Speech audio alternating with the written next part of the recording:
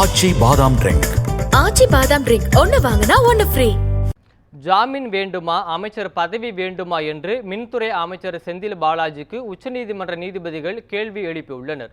போக்குவரத்து துறையில் வேலை வாங்கி தருவதாக கூறி பண மோசடி செய்ததாக அமைச்சர் செந்தில் பாலாஜி கைது செய்யப்பட்டார். 14 மாதம் சிறையில் இருந்த அவருக்கு கடந்த ஆண்டு செப்டம்பரில் உச்சநீதிமன்றம் ஜாமீன் வழங்கி உத்தரவிட்டது. இந்த வழக்கு உச்சநீதிமன்றத்தில் மீண்டும் விசாரணைக்கு வந்தபோது சாட்சிகளை கலைப்பார் என்று அச்சம் இருப்பின் வழக்கை வேறு மாநிலத்திற்கு மாற்றலாம் என செந்தில் பாலாஜி தரப்பு வழக்கறிஞர் வாதிட்டார். வழக்கை வேறு மாநிலத்திற்கு மாற்ற முடியாது என தெரிவித்த நீதிபதிகள் ஜாமீன் வேண்டுமா, அமைச்சர் பதவி வேண்டுமா என முடிவு செய்து வரும் 28ஆம் தேதிக்குள் தெரிவிக்க வேண்டும் என்று அவகாசம் வழங்கி வழக்கை ஒத்திவைத்தனர்.